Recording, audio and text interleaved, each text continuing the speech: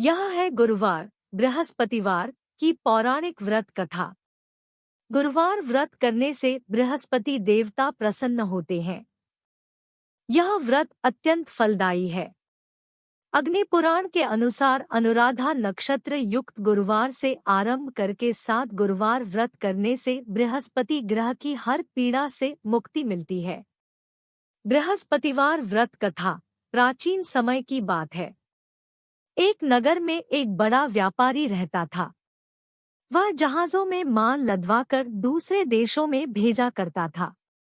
वह जिस प्रकार अधिक धन कमाता था उसी प्रकार जी खोलकर दान भी करता था, परंतु उसकी पत्नी अत्यंत कंजूस थी। वह किसी को एक दमड़ी भी नहीं देने देती थी।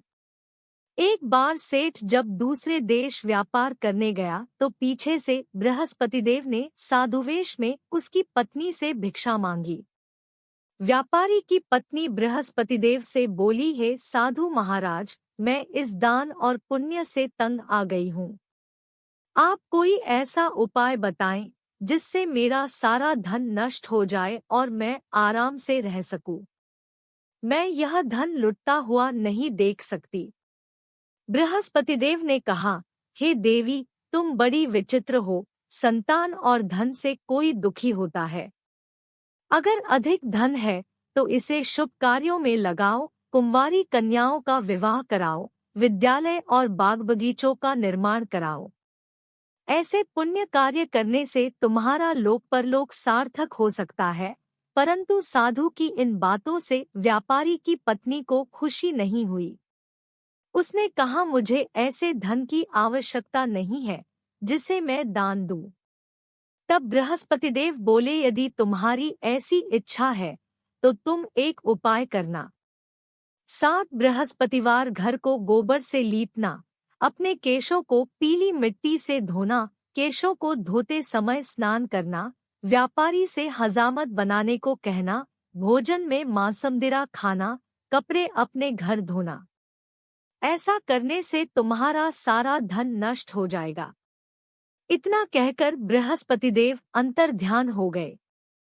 व्यापारी की पत्नी ने बृहस्पति देव के कहे अनुसार 7 बृहस्पतिवार वैसा ही करने का निश्चय किया। केवल 3 बृहस्पतिवार बीते थे कि उसी समस्त धन संपत्ति नष्ट हो गई और वह परलोक सिधार गई। जब व्यापारी वापस आया तो उसने देखा कि उसका सब कुछ नष्ट हो चुका है। उस व्यापारी ने अपनी पुत्री को सांत्वना दी और दूसरे नगर में जाकर बस गया। वहां वह जंगल से लकड़ी काट कर लाता और शहर में बेचता। इस तरह वह अपना जीवन व्यतीत करने लगा। एक दिन उसकी पुत्री ने दही खाने की इच्छा प्रकट की, लेकिन व्यापारी के पास दही खरीदने के पैसे नहीं थे। वह अपनी पुत्री को आश्वासन देकर जंगल में लकड़ी काटने चला गया। वहां एक वृक्ष के नीचे बैठ अपनी पूर्व दशा पर विचार कर रोने लगा। उस दिन बृहस्पतिवार था। तभी वहां बृहस्पतिदेव साधु के रूप में सेठ के पास आए और बोले, हे मनुष्य, तू इस जंगल में किस चिंता में बैठा है? तब व्यापारी बोला, हे महाराज, आप सब कुछ जानते हैं। इतना कहकर व्यापारी अपनी कहानी सुनाकर रो पड़ा। बृहस्पतिदेव बोले, देखो बेटा, तुम्हारी पत्नी ने बृहस्पति देव का अपमान किया था, इसी कारण तुम्हारा यह हाल हुआ है। लेकिन अब तुम किसी प्रकार की चिंता मत करो। तुम गुरुवार के दिन बृहस्पतिदेव का पाठ करो। 2 पैसे के चने और गुड़ को लेकर जल के लोटे में शक्कर डालकर वह अमृत और प्रसाद अपने परिवार के सदस्यों और कथा सुनने वालों में बांट दो। स्वयं भी प्रसाद और चरणामृत लो। भगवान तुम्हारा अवश्य कल्याण करेंगे।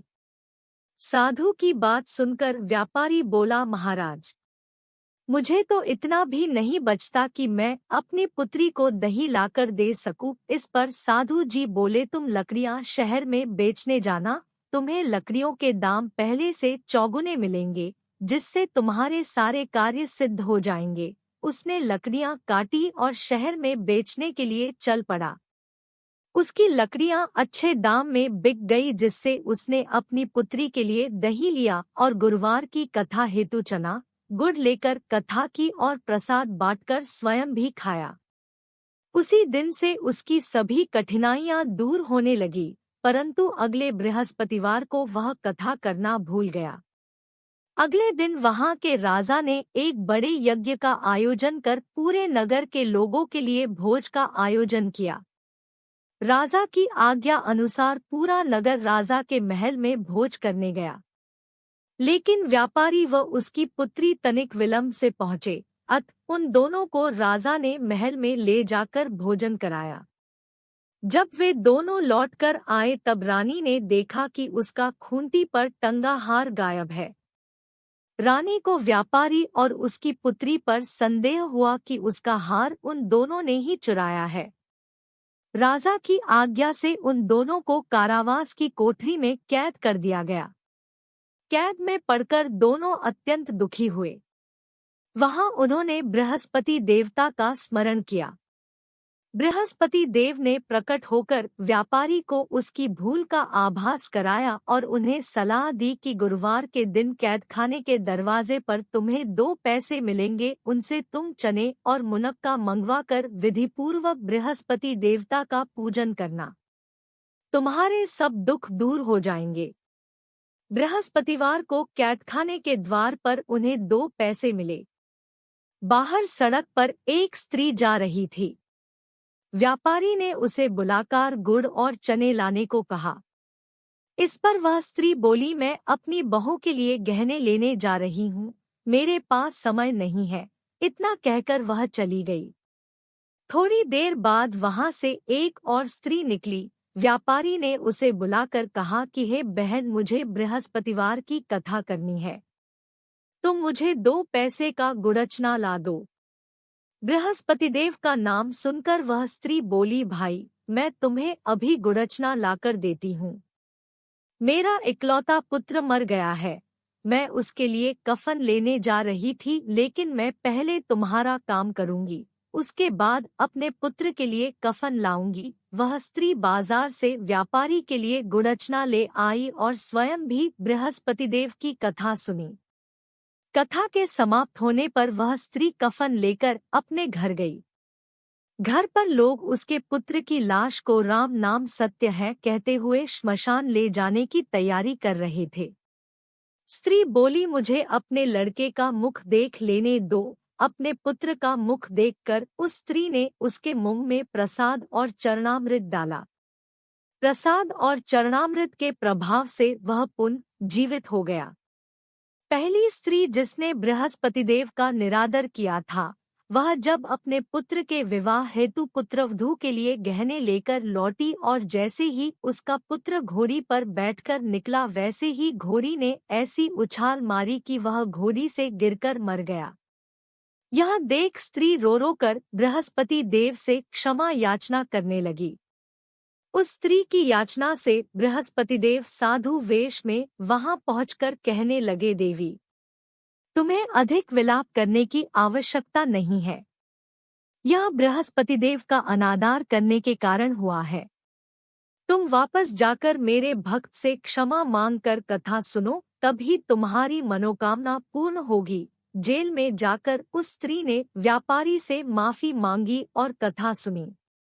कथा के उपरांत वह प्रसाद और चरणामृत लेकर अपने घर वापस गई। घर आकर उसने चरणामृत अपने मृत पुत्र के मुख में डाला। चरणामृत के प्रभाव से उसका पुत्र भी जीवित हो उठा। उसी रात बृहस्पतिदेव राजा के सपने में आए और बोले, हे राजन, तूने जिस व्यापारी और उसके पुत्री को जेल में कैद कर रखा है वह बिल्कुल निर्दोष है। तुम्हारी रानी का हार वहीं खूंटी पर टंगा है। दिन निकला तो राजा रानी ने हार खूंटी पर लटका हुआ देखा।